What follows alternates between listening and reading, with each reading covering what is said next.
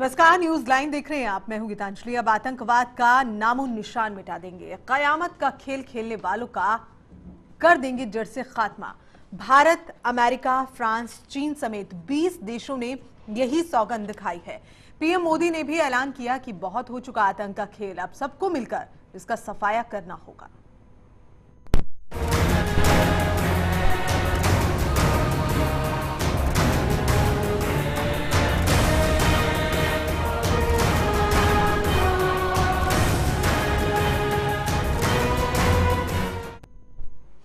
जी हां, तुर्की में हुए G20 सम्मेलन में आतंकवाद के खिलाफ सभी देश के मुखिया एक साथ खड़े नजर आए।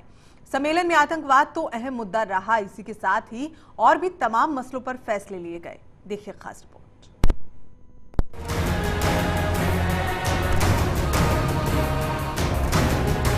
भारत, अमेरिका, फ्रांस, चीन समेत 20 देशों का एक ही आह्वान कि आतंकवाद को जड़ से मिटा देंगे।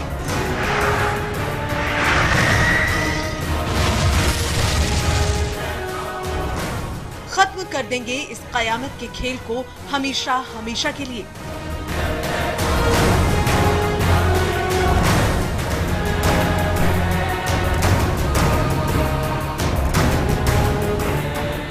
G20 सम्मेलन के पहले दिन सभी देशों के दिग्गजों ने यही सौगंध खाई है।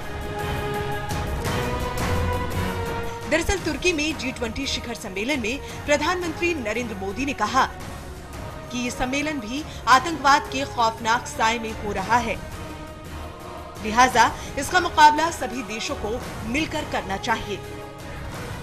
आतंकवाद के अलावा G20 सम्मेलन में कई अहम मुद्दे भी उठाए गए।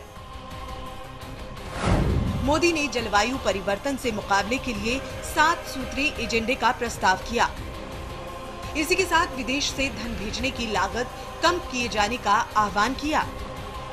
मोदी ने कार्बन क्रेडिट से ग्रीन क्रेडिट की ओर जाने की जरूरत पर बल देते हुए कहा कि हमें न केवल ईंधन की खपत घटानी होगी, बल्कि अपनी जीवन शैली में भी बदलाव लाना होगा। G20 सम्मेलन में प्रधानमंत्री मोदी ने कहा कि जब भारत फरवरी 2016 से ब्रिक्स की अध्यक्षता करेगा, तब भारत का ध्यान ग्लोबल वार्मिंग पर लगाम लगाने से लेकर आतंकवाद के खात्मे के साथ तमाम मसलों पर रहेगा। Bureau report, channel 1 news.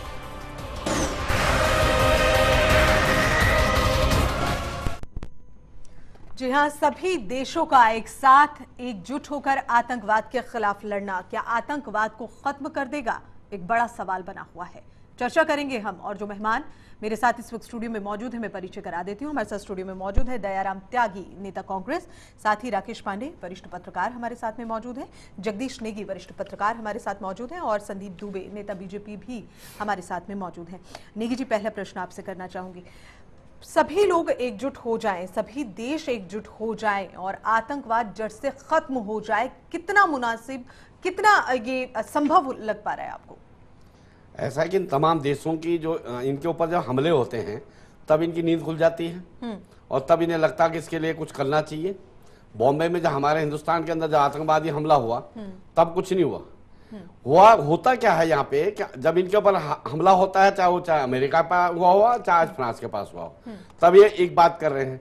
America double चाल चलता है, वो बगल में जो है आतंकवादियों को पनपाने वाले पाकिस्तान को बराबर मदद करता है। हिंदुस्तान पर बराबर आतंकवादी हमले हो रहे हैं, आतंकवादियों को अंदर भेजा जाता है और वहां पर ये लोग जो है शांत रहते हैं, उसकी मदद करते रहते हैं। इधर ये कहते हैं कि साहब हम एकजुट होकर कैसे करेंगे, उसका कोई तरीका तो हो, वो रास्ता क्या है, उसकी जड़ पे जाना पड़ेगा। हुआ क्यों? देखिए, जो आतंकवादी होता है वो तो मरने के लिए उतारू होता है। आप कितनी सुरक्षा व्यवस्था कर लीजिए, फ्रांस के जैसी सुरक्षा व्यवस्था तो किसी के पास है ही नहीं, 3 टायर सुरक्षा व्यवस्था उनकी, उसके बावजूद वहां घुस के उन्होंने सब कुछ कर दिया, क्योंकि उन्हें अपनी जान का खतरा नहीं होता। सुरक्षा बलों के खिलाफ अगर वो चाहते हैं तो वहां उनको रोक पाना मुश्किल है। जब तक यूनाइटेडली अंदर अंदर से सब एक ना हो जाए। और ये नहीं है कि आज एक के साथ हुआ तो आज जो है चुप, थोड़ा सा काम करे फिर चुप हो जाए, नहीं, लगातार एक प्रक्रिया जारी रहनी चाहिए। और सबसे पहला तो मेरा सीधा सीधा कहना है कि प्रधानमंत्री जी को कहना चाहिए अमेरिका को कि भैया आतंकवाद की सबसे बड़ी जड़ जो है ये पाकिस्तान हमारे बगल में बैठा हुआ है। वो तो ट्रेनिंग देता आतंकवादियों को, मदद तो करता उनको ट्रेंड करता है, और ट्रेंड करने के बाद जो है दूसरे देशों में भेजता है। तो उसका तो पहले इलाज कीजिए, उसकी मदद करना बंद कीजिए, तो एक रास्ता तो यहाँ से शुरू हो जाएगा। मदद करना बंद कीजिए, और साथ साथ बार बार अगर हमारे देश की हम बात करें तो बार बार अमेरिका ही बीच में क्यों है आतंकवाद के मसले पर? क्या हम इतने सक्षम नहीं हैं कि हम आतंकवाद के खिलाफ खुद से लड़ पाएं? जैसा हमारे देश में लगातार आतंकवाद जो फैल रहा है, कम से कम अपने देश की सुरक्षा को तो हम क्या कि हिंदुस्तान की जो आप पूरी व्यूह रचना देखिए, इतनी लंबी सीमा रेखा है हमारी, हम एक एक जगह पर बिल्कुल कतार लगा के तो फौज नहीं लगा सकते। आपने कहा पाकिस्तान बॉर्डर पर तारबाड़ लगा रखी है, लेकिन वो लोग नीचे नीचे से सुरंग लगा करके अंदर पहुंच जाते हैं। वो जो है वहां पर उसको कैसे रोकेंगे?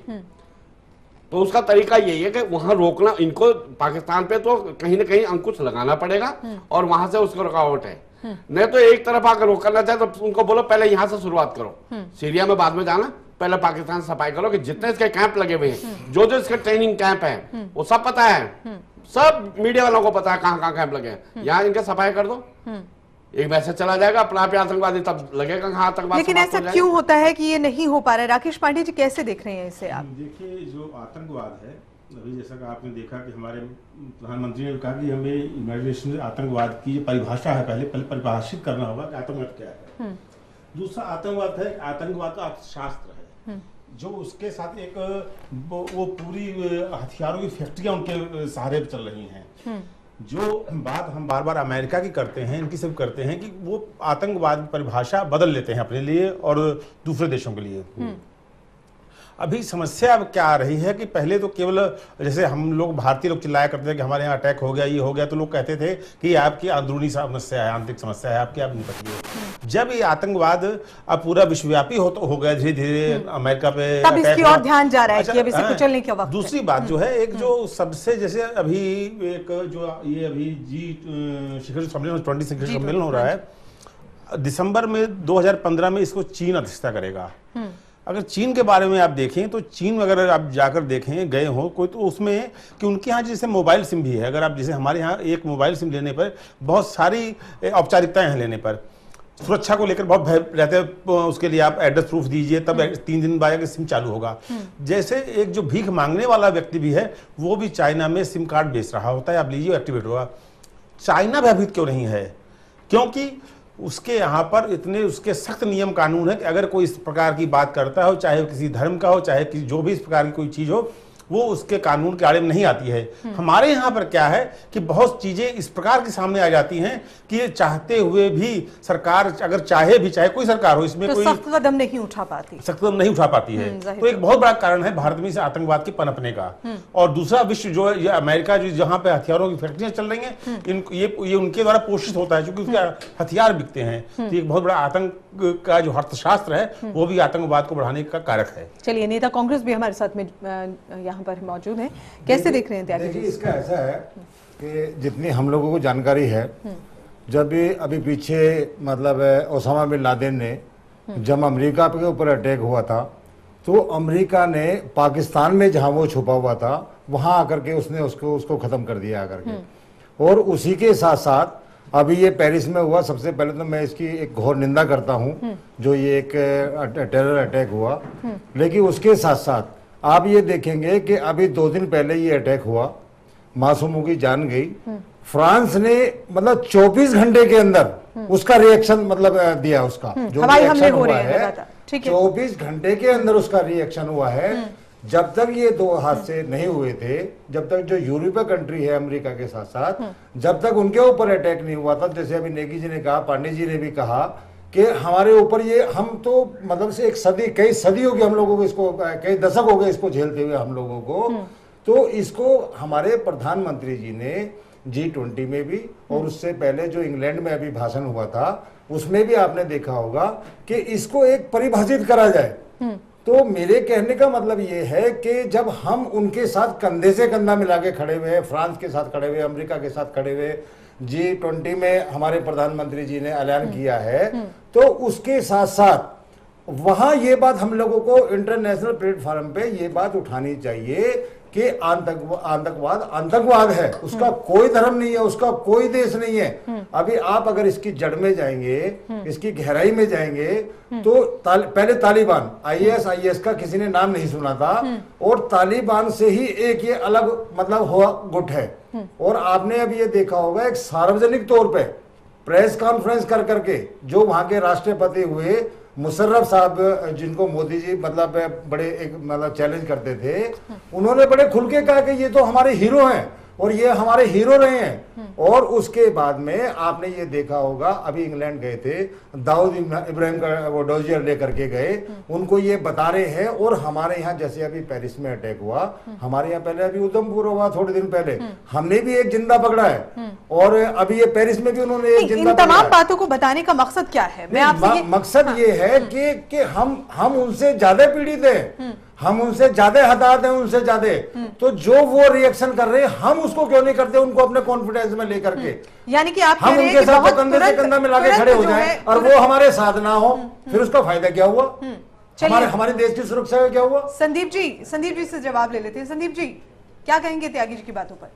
देखिए, कांग्रेस के लोग बिना अर्थ के अनर्थ और इनको अचानक कोई ख्याल आता है, उस ख्याल में ये डूब जाते हैं। तो डूबी हुई विचारधारा के साथ बहुत कुछ सोच नहीं सकते। देखिए, आतंकवाद जो समस्या है वो विश्व की आज समस्या बन चुकी है। हम किसी एक देश को उससे अलग करके पूरी लड़ाई नहीं लड़ सकते। आज जरूरत है संयुक्त प्रयास की, विश्व में संयुक्त रूप से इसके प्रयास हो। और जो भी आज G20 में जो भी बातें निकल के सामने आई, वो हमारे प्रधानमंत्री हों या और देशों के राष्ट्रीय अध्यक्ष ने इन सभी विषयों पर गंभीर चिंता जाहिर की। इस बात का कड़ा संदेश देने की कोशिश हुई कि राष्ट्र के अंदर जो लोग भी इस तरह के आतंकवादी गतिविधियों में संलिप्त हैं, वो अपनी संलिप्तता छोड़ दें और समाज के मुख्य धारा में आए, क्योंकि अब आतंकवाद कोई भी मुल्क बर्दाश्त नहीं करेगा। रही बात कौन प्रोत्साहन दे रहा है और कौन इसके साथ खड़ा है या नहीं खड़ा है, इसको किसी जाति और धर्म से देख के जोड़ के रखना, ये एक तरह से बेहतर परिकल्पना इस विश्व की नहीं है। आतंकवाद के साथ तो कोई खड़ा ही नहीं है, आतंकवाद के साथ तो कोई खड़ा ही नहीं है। बस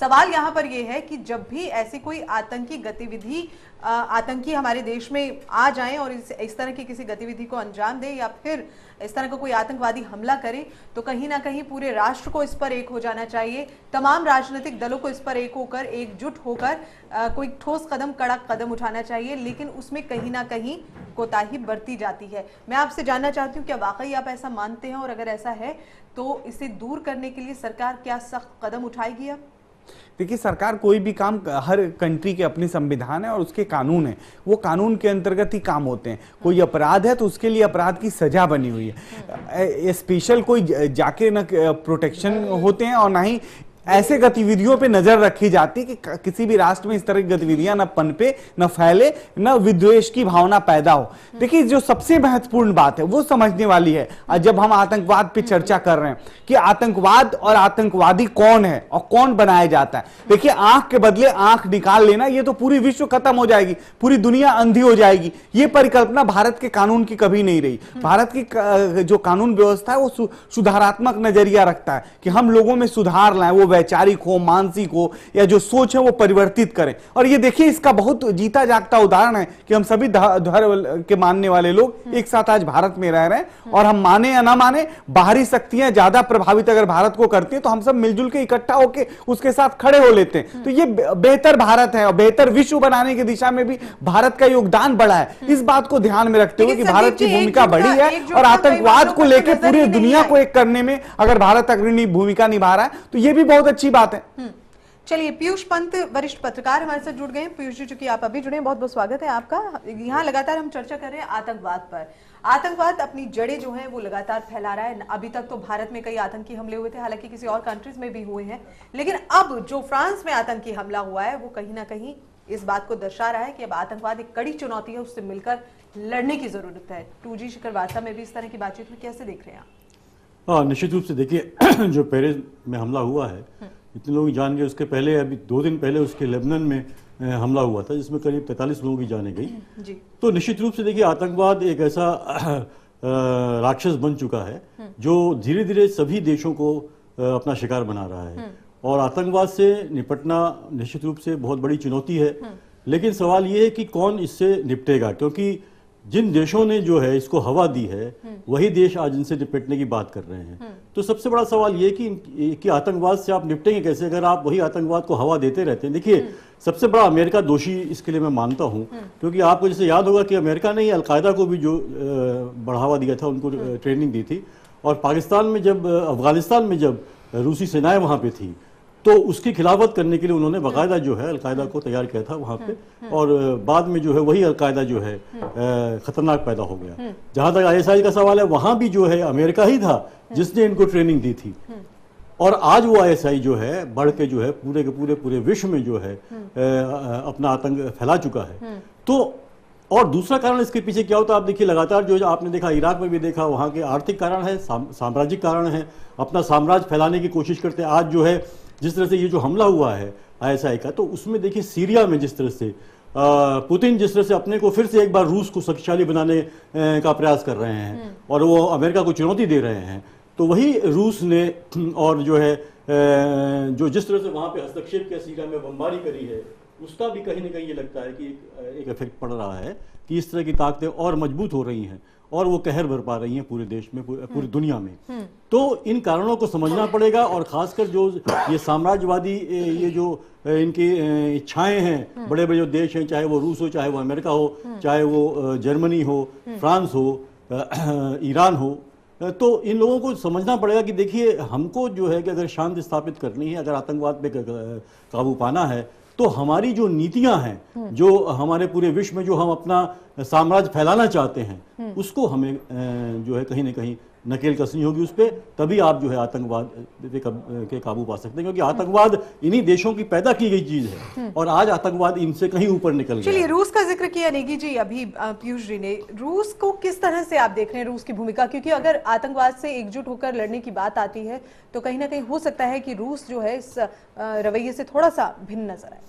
ऐसा कि रूस अपने बिखराव से ही अभी उभर नहीं पाया है और वो अपने को समेटने की कोशिश कर रहा है, फिर वो ये शक्तियां समेट करके उसमें लाने की बात कर रहा है। और मैं ये कहता हूँ कि ये सारे देश चाहे जो मर्जी बवंडर कर लें, पांडे जी जैसा कहा कि हथियार आते कहाँ से इनके पास में, पहले आप तो आतंकवाद रोकने की बात कर रहे हैं और इनके पास सोफिस्टिकेटेड जो है वेपन्स आ रहे हैं, वो कहाँ से आ रहे हैं, आधुनिक हाँ वही है। तो वो सब ये प्रोवाइड कौन कर रहा है उनको, आखिर आ कहाँ से, ISIS ने कुवैत और सीरिया के बहुत बड़े इलाके में कब्जा कर चुका है, उनका अपना शासन चल रहा है वहां पे, उनका अपना टैक्सेशन सिस्टम चल रहा है, अपनी जुडिशरी चल रही है, ये कुछ नहीं कर पा रहे वहां पे। और वो सबसे बड़ी चीज है कि जब बमबारी होती है, देखिए वो आम आदमी मरता है, उसमें बहुत सारे लोग हैं, इनोसेंट लोग होते हैं वहां पर जो है, और उसका क्या होता है, उसका रिपरकशन क्या होता है, जिसके यहाँ बमबारी में 10 लोग मर जाते हैं, वो युवा भी इनके साथ मिल जा रहे हैं, उनकी ताकत कैसे बढ़ रही है, उसका जो हमने पूरा एनालाइज किया था कि जो जब इन्होंने कुवैत में हमले किए थे, सद्दाम को मारा, उसके बाद जो लोग यतीम हुए वो सारे उनके जो युवा लोग थे वो सब उसके साथ कहीं ना कहीं साथ में अटैच और इजीली कैप्चर होते हैं। ये भी कहीं ना कहीं और हिंदुस्तान की त्रासदी क्या है कि यहाँ पर अगर आतंकवादियों के ऊपर हमला उसको जो है अटैक किया जाता है, मार दिया जाता है, वहाँ धर्म आड़े आ जाता है, वहाँ धर्म के जो है ठेकेदार बीच में आ जाते हैं। वो मैंने ये पीछे क्योंकि वो मौत को हिंदू मुस्लिम सिख ईसाई सब में बांट देते हैं। मोहनचंद शर्मा के जो हुआ था एनकाउंटर हुआ था वहाँ पे, तो वहाँ पे कांग्रेस के ही लोगों ने, यूपी की गवर्नमेंट थी वहाँ पे, कांग्रेस के लोगों ने उसको जो है एक बखेड़ा उठा दिया वहां पे। बाकी एक ये भी बड़ी विडंबना है। चलिए इस विडंबना पे हम बात करेंगे, लौटेंगे इसी विषय पर। एक हमारे जवान जो है जाबाद जो है ऑफिसर मारा गया, वहां पे तुम उल्टा एक संदेह व्यक्त कर दे रहे हो एक धर्म के आड़ पर, वो असहनीय होता है। और जब तक इस तरह कहीं ना कहीं देश में जो मैसेज जाता है वो भी बहुत बुरा, हाँ वो गलत जाता है। और जो यूनाइटेड ताकत हमारी है, हमारे लिए पाकिस्तान कुछ नहीं है, पाकिस्तान को 2 दिन में कुचल देंगे। चलिए नेगी जी, इस पर हम बात करेंगे, मैं बिल्कुल ब्रेक के बाद आपके पास। पाकिस्तान एक न्यूक्लियर पावर है, इसे नहीं भूलना चाहिए। किसको? जो आप कुचलने की बात कर रहे हैं, पाकिस्तान एक न्यूक्लियर पावर है। नहीं, और इतना इसकी आसान चेतावनी नहीं में होगा। वो दे चुका है, हर लेकिन तकरीर अगर भारत को उससे सवाल में कंपेयर तरीके किया नहीं जाए, है। सवाल ये नहीं अगर- कि आप जो जोरा जोर दिखाएं, कह दें कि हम तो दबा देंगे, हम तो नहीं, कुचल एक देंगे। तरीका है। देखिए ये पीयूष जी मिल बात बैठ बिल्कुल के सही है असली कि एक कारणों से तरीका है जानते ही कि आप कर उसको सकते उस हैं। बात को शांति, अंतर्राष्ट्रीय कानून है, ऐसे नहीं जाहिर तौर पर वो भी एक प्रेशर है। चलिए इस पर हम बात करेंगे, लेकिन फिलहाल एक छोटे से ब्रेक के लिए हमें यहाँ पर रुकना होगा। एक छोटे से ब्रेक ले रहे हैं, जल्द लौटते हैं।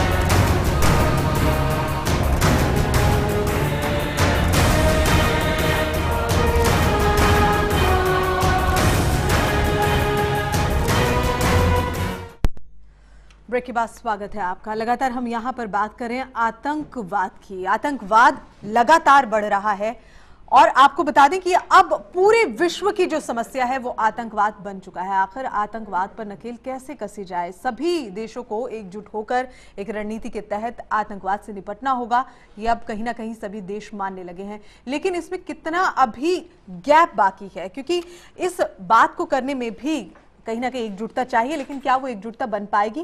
क्योंकि हर कोई अपने फायदे और नुकसान से भी इसे देखेगा, साथ साथ अपने जो कंट्री है वो अपनी सुरक्षा कारणों के मद्देनजर भी इस बात को देखेगी। कई ऐसे कारण हैं जिस पर आतंकवाद से निपटने के लिए जो रणनीति है वो कैसे बन पाएगी, एक भी एक बड़ा सवाल है। बहरहाल हमारे पास जो मेहमान इस वक्त जुड़े हैं, मैं एक बार फिर से परिचय करा देती हूँ। हमारे साथ में मौजूद हैं दयाराम त्यागी, नेता कांग्रेस, राकेश पांडे, वरिष्ठ पत्रकार, जगदीश नेगी, वरिष्ठ पत्रकार हमारे साथ मौजूद हैं, साथ ही संदीप दुबे, नेता बीजेपी हमारे साथ हैं, और पीयूष पंत, वरिष्ठ पत्रकार भी हमारे साथ में मौजूद हैं।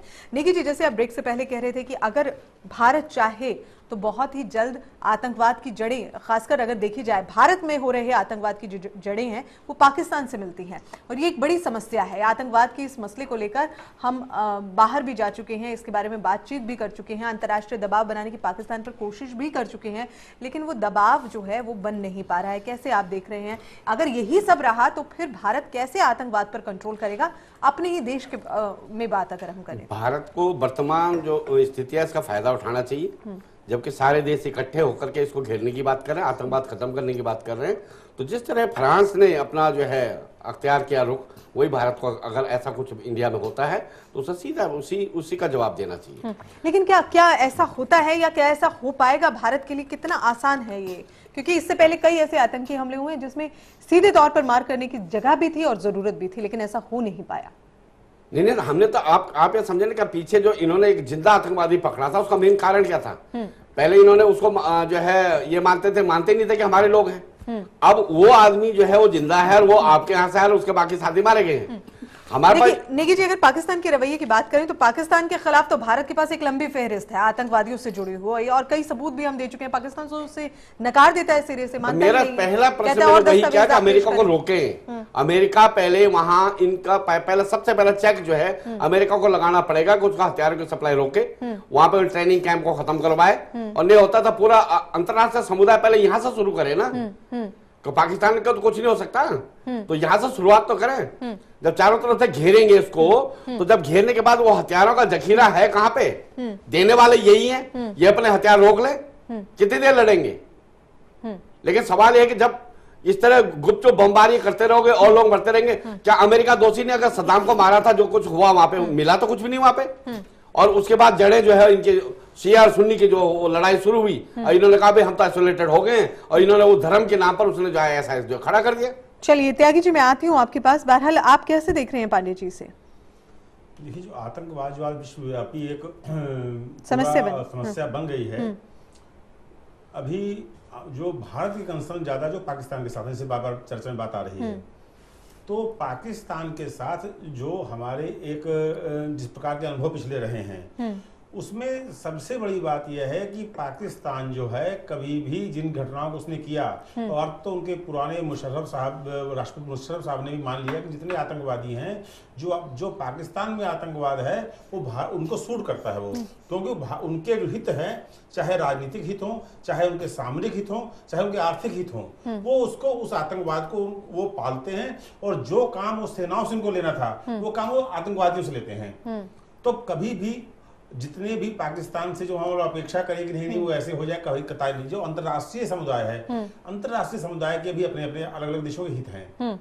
जैसे पहले पीछे हमने अंतर्राष्ट्रीय दबाव बनाने की कोशिश की, तो चीन कहीं ना कहीं पीछे हो गया, क्योंकि उसमें देखिए चीन पीछे हो गया। उसके बाद जो अमेरिका भी इतनी जल्दी से, भाई एक शब्द है उसको डिफाइन करना है कि आतंकवाद क्या है, तो उसको क्यों नहीं जानबूझ के किया जा रहा? उनको पता है कि जिस दिन हमने ये डिफाइन कर दिया कि आतंकवाद, उसमें सारे देश घिरने शुरू हो जाएंगे। वो नहीं चाहते हैं कि जो चीजें उनके हित में है वो आतंकवाद नहीं है, जो चीजें उनके हित में मतलब है वो आतंकवाद, जो उनके हित में है वो आतंकवाद है। तो जो ये डबल स्टैंडर्ड की डेफिनेशन, इसलिए बार बार प्रधानमंत्री यूएन में भी उन्होंने मुद्दा उठाया था और ब्रिक्स में भी उठाया है, उन्होंने G20 में भी, कि जो है आतंकवाद की परिभाषा को परिभाषित कीजिए कि आतंकवाद में सब लोग ताकि एक साथ मिलकर लड़ सकें। और मुझे लगता है कि आने वाले समय में इनको ये करना पड़ेगा, क्योंकि धीरे धीरे पूरी समस्या जो है इससे लगभग पूरा विश्व प्रभावित होता जा रहा है और मानवता के लिए ये बात खतरा है। और बात जैसे भी फ्रांस से शुरू हुई है, जी।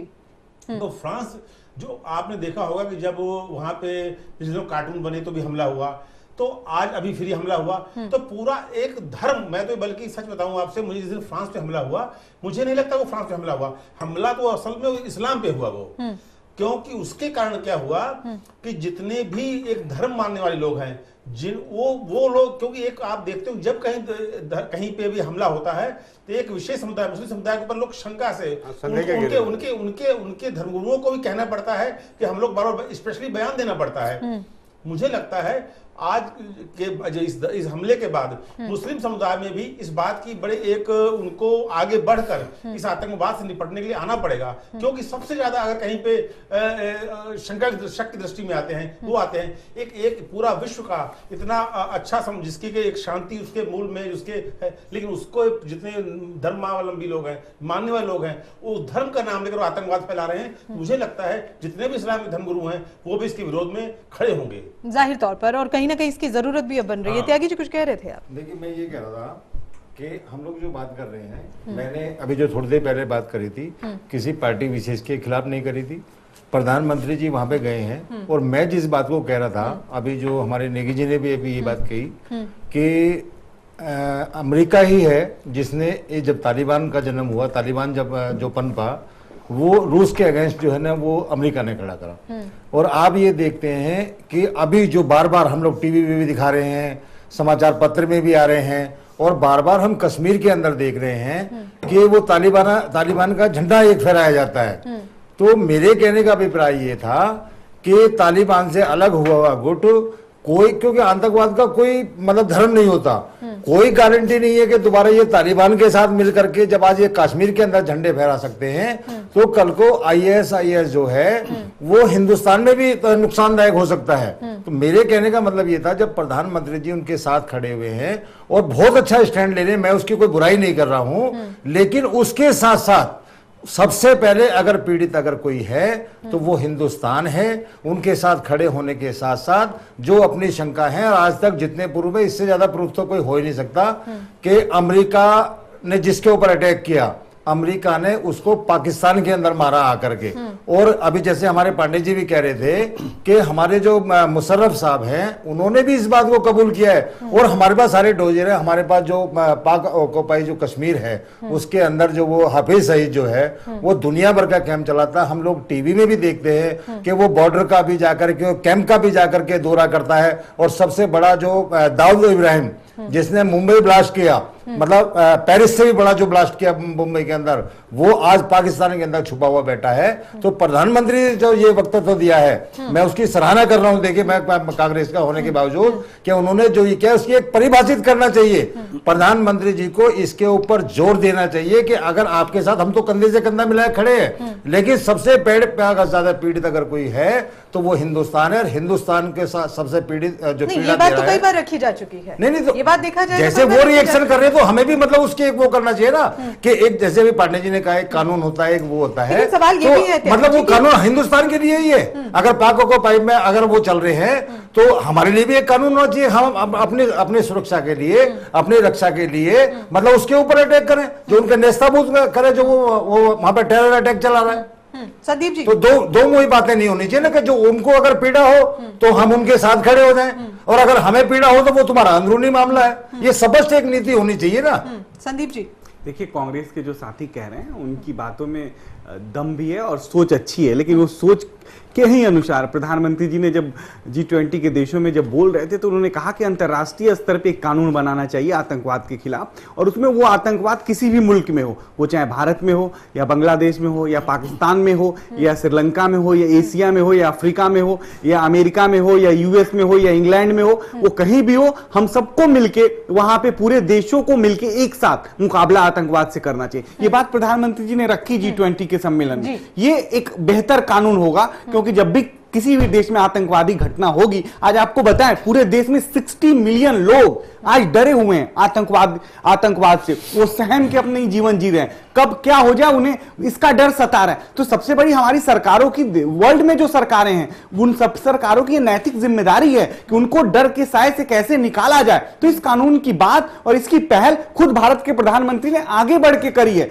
और कांग्रेस के साथी को दूसरी भी बात बता दें कि बार बार हम जो पाकिस्तान का नाम लेते हैं या किसी मुल्क का नाम लेते हैं, हमें इस समय इकोनॉमिकली उन देशों से ज्यादा खतरा है जो भारत को आगे बढ़ने नहीं देना चाहते। तो हमें अपने घर की स्थिति भी सही करनी होगी। सामरिक आंतरिक तौर पे हमें अगर मजबूत प्रधानमंत्री चाहिए तो उसकी आलोचना नहीं करनी पड़ेगी, उसके अच्छे कदमों पे हमें साथ खड़ा रहना पड़ेगा, तो बेहतर भारत विश्व में दिखेगा। और जो आज दिखा है, संदीप जी, आतंकवाद पे सबको एक चीज मैं और जोड़ दूं, लेकिन क्योंकि वो हमारे मित्र भाजपा से हैं, लेकिन उनको ये याद दिलाना चाहूंगा कि जब हमारे मोदी जी प्रधानमंत्री नहीं बने थे तो उन्होंने कहा था कि जब मैं बनूंगा तो मैं ये चिट्ठी, अगर आप उनके पुराने देखेंगे क्लिपिंग्स की, हम वो चिट्ठीबाजी नहीं करेंगे पाकिस्तान से, हम जाकर ले आएंगे सीधे जो।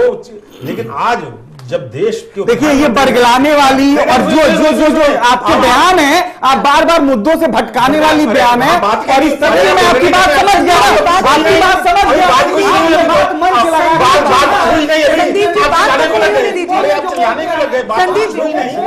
संदीप जी मेरी रिक्वेस्ट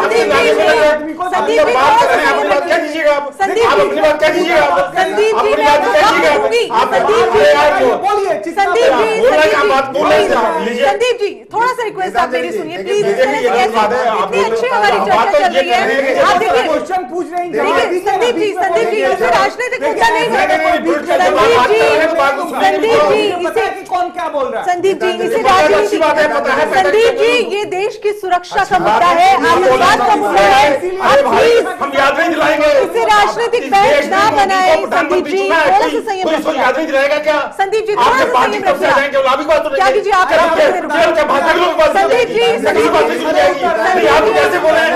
आप क्या तो लाभी बात सुन रहे हैं हम लोग? मेरी केवल बात क्या आपकी बात सुन रहे हैं हम लोग? आप- अपनी बात नहीं कहेंगे।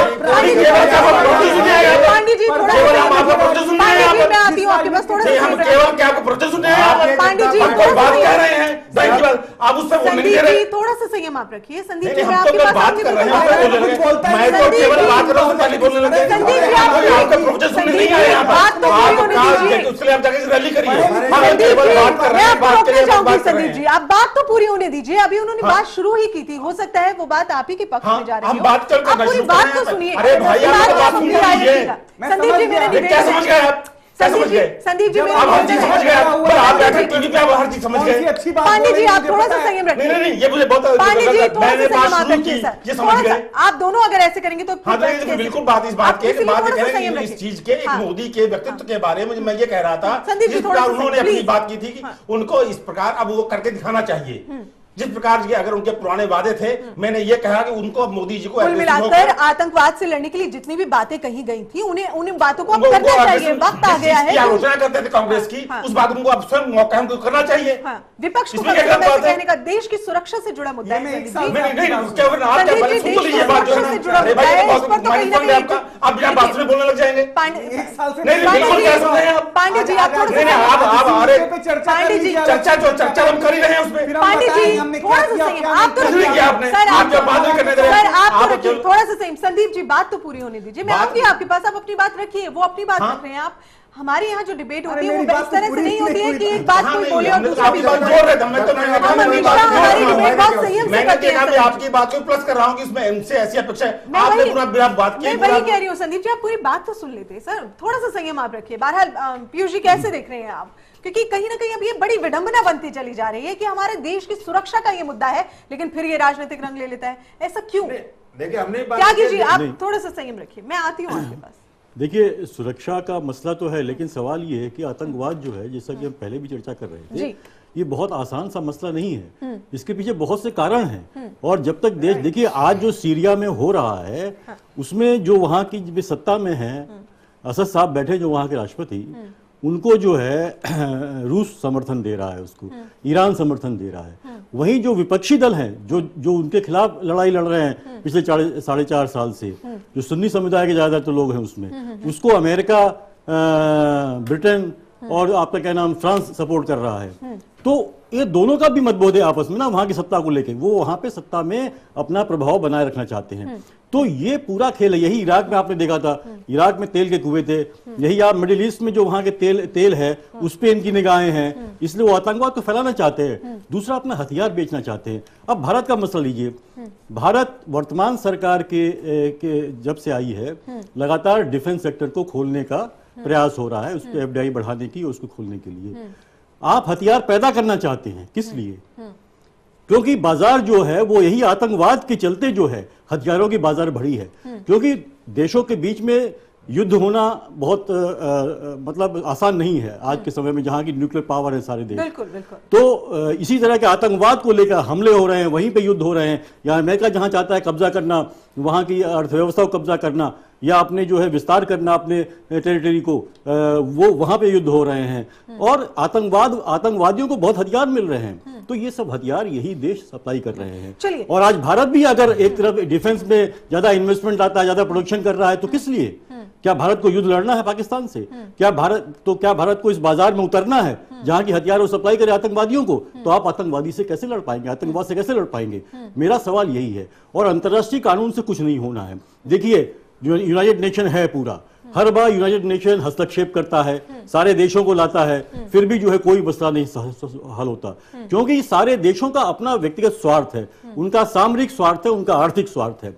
तो जब तक ये अपने स्वार्थों को नहीं तोड़ेंगे, जब तक मिलजुल के नहीं कोशिश करेंगे कि हाँ हमें वाकई इससे जो अगर देखिए मुनाफा कमाना, हर तरह से ये ताकतें जो है अमेरिका हो, रूस हो या जर्मनी हो या फ्रांस हो, ये मुनाफे कमाने की एक अर्थव्यवस्था पे निकल पड़े हैं और चल रहे हैं बहुत समय से। जब तक मुनाफा कमाने के चक्कर में रहेंगे तो इस तरह के खेल चलते रहेंगे, आतंकवाद पनपेगा। आतंकवाद देखिए रखना पाकिस्तान के हित में भी है और भारत के हित में भी है, क्योंकि कश्मीर में आप देखिए जो आतंकवाद है उससे तो इनोसेंट मरते हर जगह मर रहे हैं, लेकिन वहां की जो सेना है, वहां के जो राजनेता हैं, केंद्र के राजनेता हैं, उनको बहुत पैसा उसमें मिलता है, बहुत पैसा आता है, अमेरिका से पैसा आता है, उसके लिए अलग से एक फंड होता है जिसमें आर्मी कोई पूछने वाला नहीं होता कैसे खर्चा हो रहा है। तो बहुत से स्वार्थ है, जो बहुत से स्वार्थ है वो ये कोशिश करते हैं कि आतंकवाद बना रहे। जिस दिन ये स्वार्थ नेस्तनाबूद हो जाएंगे उस दिन आतंकवाद इस दुनिया से खत्म हो जाएगा। नेगी जी वाकई ऐसा है, निजी स्वार्थ के चलते आतंकवाद अगर अपनी जड़ें भी फैला रहा है तो कोई दिक्कत नहीं है।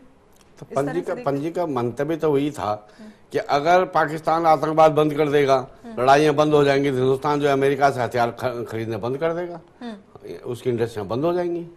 ये जो देश हैं बड़े बड़े, इनका अधिक से इनका जो है 35% बजट तो इसी से इनका निकलता है जो ये बनाते हैं। दूसरा ये जो G20 का जो सम्मेलन होता है, इसमें मैं देखता हूँ हर बार बैठक होती है, एजेंडे होते हैं, आतंकवाद सबसे बड़ा नहीं, पर अगली बार एक्शन टेकन रिपोर्ट कुछ नहीं होती है, जीरो। मतलब आप ये तो पूछो कि पिछली बैठक में क्या निर्णय लिए थे, उसमें हमने क्या क्या इंप्लीमेंट किए। नाम खाना पूर्ति के लिए हर बार जो है 4 महीने में बैठक कर लो और उसके बाद वहां एजेंडा ले आओ, उस एजेंडे में एक्शन हुआ या नहीं हुआ। एक्शन टेकन रिपोर्ट जब तक नहीं आएंगी तब तक कुछ होने वाला नहीं है। और इनका जिस दिन इनका अपना प्रॉब्लम सॉल्व हो जाएगी, ये शांत हो जाएंगे, आपका साथ देने वाले नहीं है। ना फ्रांस देगा, ना जर्मनी देगा, ना अमेरिका देगा, ना चाइना देगा। चाइना और अमेरिका तो दोनों पाकिस्तान के साथ लगे हुए हैं। जो माहौल बनता जा रहा है नेगी जी, उससे एक बात साफ हो रही है कि आतंकवाद अब किसी को बख्शने वाला नहीं है, चाहे कोई भी कंट्री। देखिए ऐसा है, मैंने पहले बताया ना कि आतंकवादी खतरनाक होता है, वो अपनी जान जोखिम में डालकर अपने को मारने के लिए आता हो, उसमें अपनी जान की कोई कीमत नहीं है उसके लिए। जैसे आप जर्मनी, वहां फ्रांस में आपने देखा कि उन्होंने अपने लगा रखे थे, डायनामाइट लगा रखे थे, अपना भी अपना विस्फोट करवा दिए। लेकिन वो स्थिति कहां पर है कि उनसे भिड़ने के लिए आपका हजारों लोग कम है। अब इंडिया में फ्रांस में कितना अंतर है, वहां की गलत टेक्निक के कारण वो थिएटर के अंदर 80 लोग मर गए, क्योंकि जब वो उन्होंने तो बंदी बना रखे थे, वो एक बढ़िया टेक्निक से उनको काबू नहीं किया गया, उन्होंने अंदर बम फेंक दिए। फिर जब उन्होंने देखा कि हमने तो मरना ही है तो उन्होंने अंदर बम फेंक दिए, 80 लोग अंदर मर गए। तो अगर इंडिया में होता तो बवाल मच जाता कि साहब नहीं, ये गलत टेक्निक थी, ये था वो था, वहां नहीं बोला कोई भी। वहां यही तो चीज है कि हिंदुस्तान में वहां में बहुत बड़ा अंतर है। हमारे यहाँ छोटी छोटी बातों में बवंडर होता है, और कोई भी सरकार जो सेंटर में है, अगर उन्होंने वादा किया तो उन्हें स्ट्रिक्ट एक्शन लेना चाहिए और क्विक एक्शन होना चाहिए। त्यागी जी देखिए, मेरा ये मानना है गीतांजलि जी कि मैं अपने अनुभव के आधार पे कह रहा हूँ कि जब भी इतिहास लिखा जाता है या जब भी कानून बनाया जाता है, वो हमेशा जो ताकतवर जो मतलब वो होता है, चाहे वो देश की बात कर लें, जो ताकतवर होता है उसी के हिसाब से ही कानून बना जाता है। आप एक बार ये देखिए, दोहरी नीति कब तक चलेगी, हिंदुस्तान ये कब तक सफर करता रहेगा कि इनके ऊपर अगर अटैक हो तो तुरंत कोई किसी से परमिशन लेने की जरूरत नहीं, कोई कानून बनाने की जरूरत नहीं, कोई कुछ बनाने की जरूरत नहीं है। मुझे एक बात ये समझ में नहीं आता, हमारे में एक कहावत है कि जब तक आदमी खुद मरेगा जब तक स्वर्ग जो है किसी ने नहीं देखा है। हमें अपनी रक्षा खुद करनी होगी, और अब वो समय आ गया है, अब वो समय आ गया जब प्रधानमंत्री जी ने जब ये वादा करा था अगर पाकिस्तान एक सर काटेगा तो हम 10 सर काट करके लाएंगे। अपनी लड़ाई हमें खुद लड़नी होगी। जब इंदिरा गांधी जी, मैं उस बात पे नहीं, सुन तो लीजिए ना, सुन लीजिए ना मेरी बात, सुन तो लीजिए ना मेरी बात को। मैं ये कह रहा हूँ जब सन 71 में लड़ाई हुई थी, जबकि उससे पीड़ित जो हमारे बंगाली भाई थे वो पीड़ित थे, प्रधानमंत्री इंदिरा गांधी जी ने आगे आकर के मतलब वो लड़ाई लड़ी। और मुझे बात कर रहे हैं हम अपने पीड़ित हो और हम अपनी लड़ाई नहीं लड़ रहे।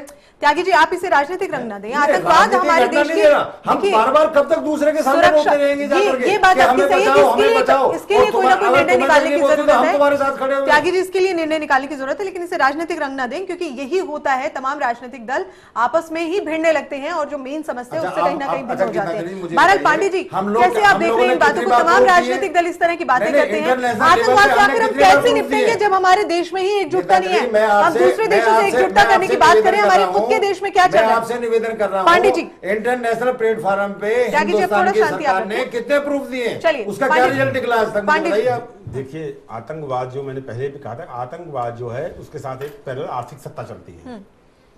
चाहे आप पाकिस्तान देख लें, चाहे कहीं का भी आतंकवाद देख लें, चाहे आप सीरिया की आप देख लेंगे। अगर ये जब आप समाचार सुनते हैं, सुनने के बाद इतने 1000 करोड़ की संपत्ति बन गई है, चाहे कोई भी ओसामा जी रहे हो, जितने भी आतंकवादी बड़े बड़े रहे, अभी जो पाकिस्तान में उनके साथ आता कि आप ओसामा जी कह रहे हैं उन्हें सर? जी का बवाल हो जाएगा। अरे जी मतलब आतंकवादी को जी कहने का ओसामा कह लीजिए, बिन लादेन कह लीजिए, मतलब जितने भी लोग रहे उसे जो है, अब हम लोगों का एक वो है कि सभी को जी कहने का हम लोग अवध के इलाके के रहने वाले हैं। वक्त चूंकि कम है, मैं बहुत तो मैं ये कहूंगा सीधे कि एक कटाक्ष समझ लीजिए जी कहकर भी कि उन लोगों को बेसिकली जो है आतंकवाद उनको अनुकूल है, उन देशों के, और हमारे प्रतिकूल है। तो हमारे प्रतिकूल में जैसे अभी बात मैंने पहले भी कही थी, जैसे हथियारों की है, अभी जैसे हमारी वर्तमान सरकार ने कहा कि हम हथियार स्वयं बनाएंगे, तो मुझे लगता है कि जैसे इन चीजों पर भी हम जैसे स्वावलंबित हो जाएंगे और जैसे हम विदेशों से हथियार वाली विदेशी मुद्रा बाहर जाने बंद हो जाएगी, तो हो सकता है कि जो देश इन आतंक को जो प्रायोजित कर रहे हैं, क्योंकि बेसिकली कहीं देखिए सारी लड़ाई धर्म, चाहे सिख के, चाहे 84 के दंगे रहे हो, चाहे पहले, मेरा बीच धर्म को डालकर हम करते हैं, जबकि धर्म कोई नहीं सिखाता कि आतंकवाद करिए। तो इसीलिए जो है कहीं पैसा मध्य में है, तो पैसे का जब हम लोग ये दूर कर देंगे तो आतंकवाद भी दूर हो जाएगा। चलिए, ये उम्मीद जता सकते हैं। त्यागी जी, आपकी फाइनल प्रतिक्रिया थोड़े कम शब्दों में सर, वक्त में। देखिए, मैं तो एक बात ये कहूंगा कि ये जो समस्या है हमारे प्रधानमंत्री जी को, जो इंटरनेशनल प्लेटफॉर्म है उसके ऊपर उनके साथ कंधे से कंधा मिलाने की हम जो बात करते हैं, हम उनकी मदद करें, हम उनके साथ हैं, लेकिन उससे पहले हम पीड़ित हैं, उसके साथ साथ अपने देश का जो हित है उसको भी सर्वोपरि रखें कि इस समस्या का हमारे लिए क्या समाधान है। चलिए संदीप जी।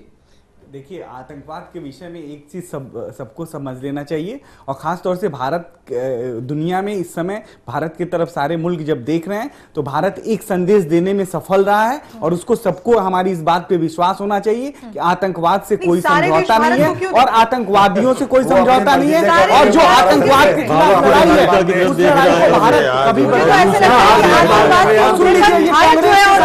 बोलने नहीं देंगे, क्योंकि इन्होंने आतंकवाद झेला है, आतंकवाद मेरे पास में लड़ हम रहे हैं। चलिए, इनकी लड़ाई लड़ हम रहे हैं। पंडित माफ कीजिएगा, पंत जी। देखिए, मेरा ये मानना है कि हमें बहुत ही सजग रहना होगा, और जिस तरह से जो हिंदुत्ववाद का जो पूरा एक लहर चल रही है और एजेंडा यहाँ प्रायोजित किया जा रहा है, अगर वो ऐसे ही चलते रहा और एक खास जो समुदाय है उसके खिलाफ बयानबाजी करी गई या उसको कॉर्नर किया गया, उसको अलग थलग किया गया, तो मुझे डर है कि हमारे देश में भी आईएसआई की जड़ें जमनी शुरू हो जाएंगी और हम इस समुदाय के लोगों को उस तरफ ढकेलना शुरू कर देंगे, फिर बहुत देर हो चुकी होगी। इसलिए हमें सजग होना पड़ेगा, और जिस तरह से वर्तमान सरकार के तहत जिस तरह से हिंदुत्ववादी ताकतों को मजबूत किया जा रहा है और एक एजेंडा चलाया जा रहा है और एक खास समुदाय को टारगेट किया जा रहा है, उसको समय रहते रोकना होगा, नहीं तो हमारे यहाँ भी, इस देश में भी आईएसआई की जड़ें जमनी शुरू हो जाएंगी। यहाँ के भी युवा जो है आईएसआई की तरफ जाने लगेंगे और बहुत